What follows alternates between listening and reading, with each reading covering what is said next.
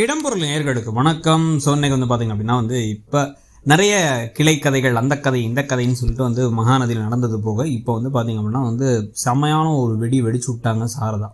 So அவங்களுக்கு எத்தனை நாள் தான் பொறுமையாக இருப்பாங்க? கங்கா இந்த குடும்பத்தை நான் தான் தாங்கிட்டு இருக்கேன், இந்த குடும்பத்துக்கு நான் மட்டும் தான் இருக்கேன், நான் பார்த்துக்க வேண்டியது இருக்குது, யாரும் இது பண்ணாதீங்க அது பண்ணாதீங்கன்னு சொல்லிட்டு ஒரு டிக்டேட்டர் மாதிரியே மாறிட்டாங்க. முழுக்க இதை பண்ணாதீங்க அதை பண்ணாதீங்க அப்படின்னு சொல்லிட்டு எல்லாம் பேசிகிட்டு இருக்க ஒரு கட்டத்துக்கு மேலே இன்றைக்கி என்ன சொல்லிட்டாங்க அப்படின்னா, அவங்கெல்லாம் உனக்கு தங்கச்சிங்க, எனக்கு பிள்ளைங்க, நான் பார்த்துப்பேன், எனக்கு பார்த்துக்க தெரியும், நீ என்ன தான் நினச்சிட்டு இருக்க, எவ்வளோ திமிராக நடந்துக்கிட்டு இருக்க. இப்போ காவேரி தப்பு பண்ணிட்டா, ஓடி போயிட்டா, அவள் எதுக்கு பண்ணாங்கன்னு நமக்கு தெரியாது. ஆனால் அதுக்காக அவளை நான் கொல்ல முடியாது. அவள் என் பொண்ணு மேலே எனக்கு பாசம் இருக்குது, எல்லாமே இருக்குது. என் பொண்ணுகிட்ட நான் பேசக்கூடாது நீ எப்படி சொல்லலாம்? என் பொண்ணு அவள் அக்கா கூட அவள் பேசக்கூடாது அப்படின்னு நீ நர்மதாவை எப்படி தடுக்கலாம்? பாட்டி எதுக்கு பம்மி பேசணும்? அவங்க வயசு என்னங்க அதை யோசியா? தம்பியை எப்போ பார்த்தாலும் திட்டிக்கிட்டே இருக்க. இத்தனை பேர் முன்னாடி அவர் அவமானப்படுத்துறே, இப்போ அந்த அன்பரசன் இப்போ அவமானப்படுத்திட்டாரு அப்படிங்கிறது ஒன்று கோவமாக இருக்குது. அங்கே போய் பணத்தை கொடுத்து வராமல் மூஞ்சியில் விட்டு எரிஞ்சிட்டு வர, பெரியவங்க முன்னாடி மரியாதை இல்லாமல். ஆனால் இப்போ என்ன பண்ணுற, வீட்டை விட்டு போயிடலாங்கிற. உன்னை நம்பி எப்படி நான் வீட்டை விட்டு நான் வர முடியும்? நீ வீட்டை பார்த்து கிழிச்சதெல்லாம் போதும், உனக்கு அவ்வளோ தூரம் கஷ்டமாக இருந்துச்சு அப்படின்னா நீ வேணால் வேறு வீட்டுக்கு போயிடு. நான் பிள்ளைங்களோட வீடு எல்லாம் அலைஞ்சிட்டு இருக்க முடியாது. இந்த பிள்ளைங்க என்ன நம்பி தான் வந்துச்சு. இல்லை வேறு நக்கலாக வேறு ஒவ்வொரு தடவையும் நான் ஊருக்கு கூட்டு போயிடுறேன்னா அங்கே போய் என்ன பண்ணுவீங்க அப்படின்னு நக்கலாக கேட்குறேன். ஒன்றை கேட்டு தான் நான் பிள்ளைங்களாம் பெற்றேன், இத்தனை பிள்ளைங்கள நான் எனக்கு பார்த்துக்க தெரியும். அதே மாதிரி அவர் உன் புருஷனை அவமானப்படுத்திட்டாருங்கிறதுக்கு ரொம்ப கோவப்படுறியே, உன் புருஷனை இங்கே இந்த சின்ன பிள்ளைங்க முன்னாடி அவமானப்படுத்திட்டு இருக்கே டெய்லி திட்டி. அவர் அமைதியாக இருக்கார், அதுக்கு என்ன பண்ணுறது? அவரோட அம்மா நம்மளை அவமானப்படுத்துகிற மாதிரி அவ்வளோ பேசுகிறாங்களே, அப்போல்லாம் என்ன பண்ண? ஓ மாமியார் பேசின போதெல்லாம் அமைதியாக இருந்த, இப்போ காவேரி வீட்டிலேருந்து யாராவது பேசினா அவனுக்கு கோவமாக இருக்கா? இதோட போதும் அப்படின்ட்டு இருக்கும்போது இப்போ குமரம் வேணாங்கிறாங்க. ஒன்றும் இல்லை நாங்கள் ரொம்ப பொறுத்தாச்சு, இதை பாரு, இதோட விஷயத்தை நீ பார்த்துட்டு இருக்காருன்னா இரு, தேவையில்லாமல் எல்லாத்தையும் தலையில் தூக்கி வச்சு நான் தான் தாங்குறேன்னு தாங்கிட்டு இருக்காது அப்படின்னு கொந்தளிச்சு விட்டாங்க. என்ன சொல்கிறேன்னே தெரியாமல் அழுதுகிட்டே வெளில போயிடுறாங்க இவங்க.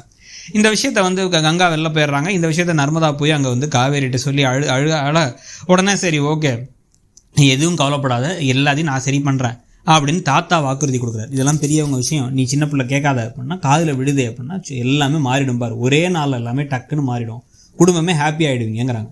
காவேரி ஃபீல் பண்ணி அழுதுட்டு இருக்காங்க. எங்கள் குடும்பம் இப்படி இல்லை, நாங்கள் ரொம்ப சந்தோஷமாக இருந்தோம் எங்கள் அப்பா இருந்த வரைக்கும் அப்படின்னா அவங்களும் ஃபீல் பண்ணி அழுதுட்டு இருக்காங்க.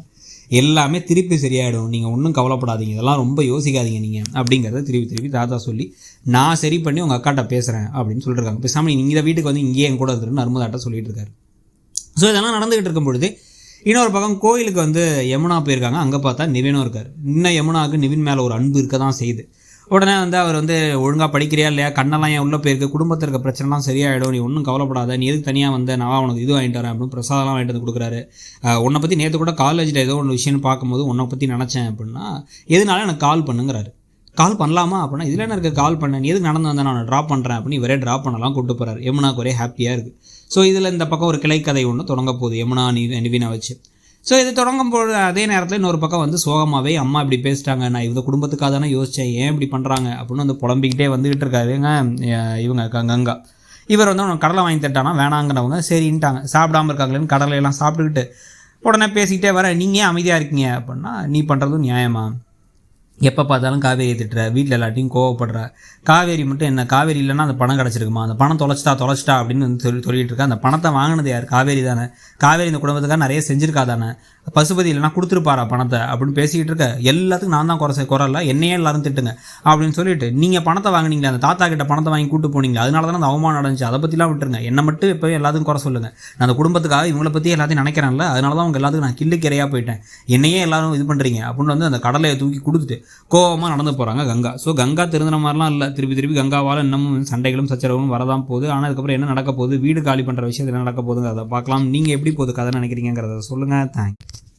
இடம்பொருள் நேயர்களுக்கு வணக்கம். இன்னைக்கு பார்த்தீங்க அப்படின்னா இப்போ நிறைய கிளை கதைகள், அந்த கதை இந்த கதைன்னு சொல்லிட்டு மகாநதியில் நடந்தது போக இப்போ பார்த்தீங்க